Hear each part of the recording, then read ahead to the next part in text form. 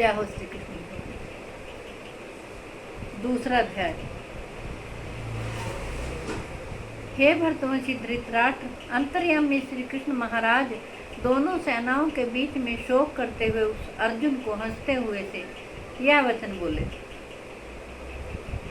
श्री कृष्ण भगवान बोले, हे अर्जुन, तू ना शोक करने योग्य मनुष्यों के लिए शोक करता है और पंडितों के से वचनों को कहता है, परंतु जिनके प्राण चले गए हैं उनके लिए और जिनके प्राण नहीं गए हैं उनके लिए भी पंडित जन शोक नहीं करते।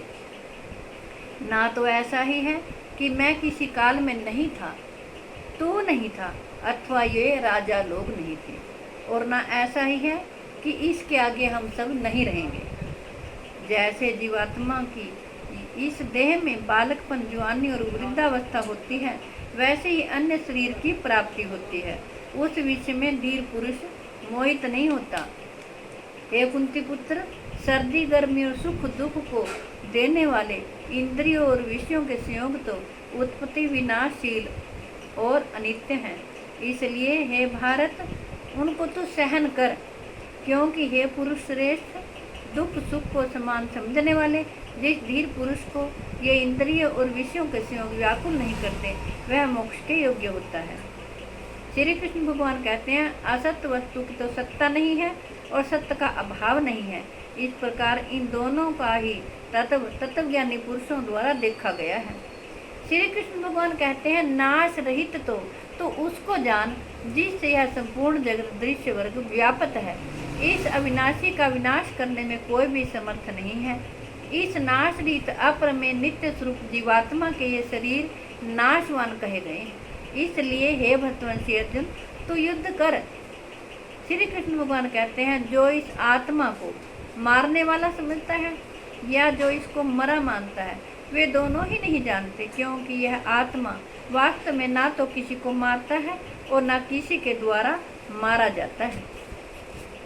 श्री कृष्ण भगवान कहते हैं, यह आत्मा किसी काल में भी ना तो जन्मता है और ना मरता ही है, तथा ना यह उत्पन्न होकर फिर होने वाला ही है, क्योंकि यह अजन्मा, नित्य, सनातन और पुरातन है।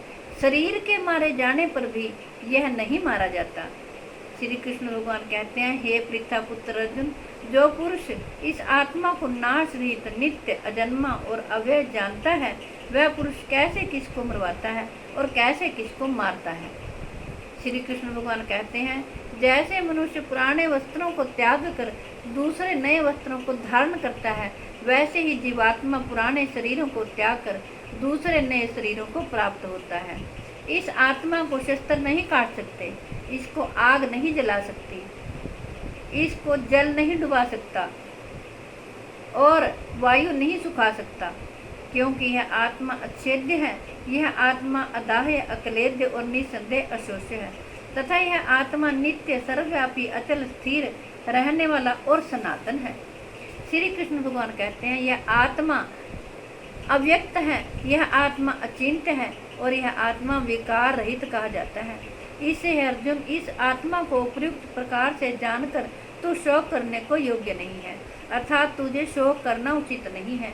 किंतु यदि तू इस आत्मा को सदा जन्मने वाला तथा सदा मरने वाला मानता हो, तो भी हे महाबाहो, तो इस प्रकार शोक करने के योग्य नहीं है, क्योंकि इस मान्यता के अनुसार जन्मे हुए की मृत्यु निश्चित है। श्री कृष्ण भगवान कहते हैं, जिसका जन्म हुआ है वो अवश्य मृत्यु को प्राप्त होगा और मरे हुए का जन्म निश्चित है। इससे भी इस बिना उपाय वाले विषय में तू शोक करने को योग्य नहीं है। श्री कृष्ण भगवान कहते हैं, ये अर्जुन, संपूर्ण प्राणी जन्म से पहले अप्रकट थे और मरने के बाद भी अप्रकट हो जाने वाले हैं, केवल बीच में ही प्रकट हैं। ऐसी स्थिति में क्या शोक करना है। श्री कृष्ण भगवान कहते हैं, कोई एक महापुरुष ही इस आत्मा को आश्चर्य की भांति देखता है और वैसे ही दूसरा कोई महापुरुष ही इसके तत्व का आश्चर्य की भांति वर्णन करता है, तथा दूसरा कोई अधिकारी पुरुष ही इसे आश्चर्य की भांति सुनता है, और कोई कोई तो सुनकर भी इसको नहीं जानता। जय हो श्री कृष्ण भगवान। श्री कृष्ण भगवान कहते हैं, अर्जुन, यह आत्मा सबके शरीरों में सदा ही अवध्य है। इस कारण संपूर्ण प्राणियों के लिए तू शोक करने के योग्य नहीं है, तथा अपने धर्म को देखकर भी तू भय करने योग्य नहीं है। अर्थात तुझे भय नहीं करना चाहिए, क्योंकि क्षत्रिय के लिए धर्मयुक्त युद्ध से बढ़कर दूसरा कोई कल्याणकारी कर्तव्य नहीं है। हे पार्थ, श्री कृष्ण भगवान कहते हैं, अपने आप प्राप्त हुए और खुले हुए स्वर्ग के द्वार रूप इस प्रकार के युद्ध को महा भाग्यवान क्षत्रिय लोग ही पाते हैं। किंतु यदि तू इस धर्मयुक्त युद्ध को नहीं करेगा तो सब धर्म और कीर्ति को खोकर पाप को प्राप्त होगा।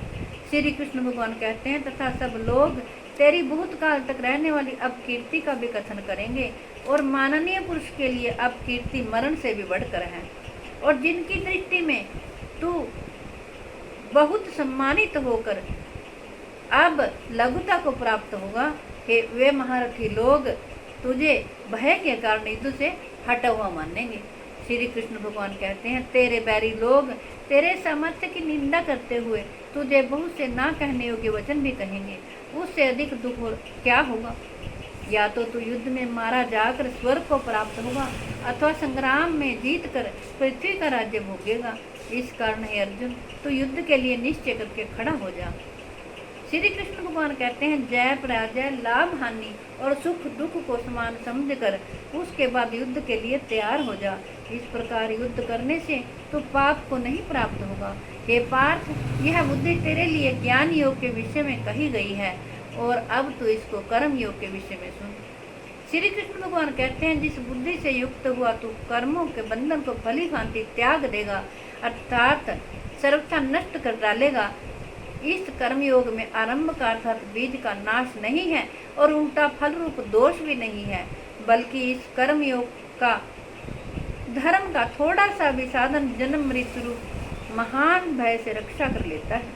हे अर्जुन, इस कर्मयोग में निश्चात्मिका बुद्धि एक ही होती है, किंतु अस्थिर विचार वाले विवेकहीन सकाम मनुष्यों की बुद्धियां निश्चय ही बहुत भेदों वाली होती हैं और अनंत होती हैं। श्री कृष्ण भगवान कहते हैं, हे अर्जुन, जो भोगों में तन्मय हो रहे हैं, जो कर्म फल के प्रशंसक वेद वाक्यों में ही प्रीति रखते हैं, जिनकी बुद्धि में स्वर्ग ही परम प्राप्य वस्तु है, और जो स्वर्ग से बढ़कर दूसरी कोई वस्तु ही नहीं है, ऐसा कहने वाले हैं, वे अविवेकी जन इस प्रकार की जिस पुष्पित अर्थात दिखाऊ शोभा युक्त वाणी को कहा करते हैं, जो कि जन्म रूप कर्म फल देने वाली है, एवं भोग तथा ऐश्वर्य की प्राप्ति के लिए नाना प्रकार के बहुत सी क्रियाओं का वर्णन करने वाली है, उस वाणी द्वारा जिनका चित्त हर लिया गया है, जो भोग और ऐश्वर्य में अत्यंत आसक्त है, उन पुरुषों की परमात्मा में निश्चात्मिका बुद्धि नहीं होती। श्री कृष्ण भगवान कहते हैं, हे अर्जुन, वेद प्रयुक्त प्रकार से तीनों गुणों के कार्य रूप समस्त भोगों एवं उनके साधनों का प्रतिपादन करने वाले हैं। इसलिए तू उन भोगों एवं उनके साधनों में आसक्तिहीन, हर शोक आदि द्वंद्वों से रहित, नित्य वस्तु परमात्मा में स्थित, योग क्षेम को ना चाहने वाला और स्वाधीन अंतःकरण वाला हो।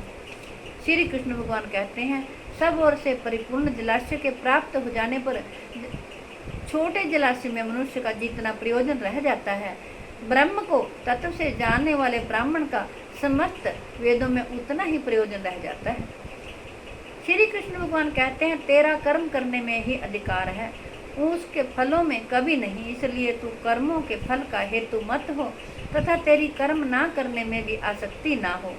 हे धनंजय, तू आसक्ति को त्याग कर तथा सिद्धि और असिद्धि में समान बुद्धि वाला होकर योग में स्थित हुआ कर्तव्य कर्मों को कर, समत्व ही योग कहलाता है।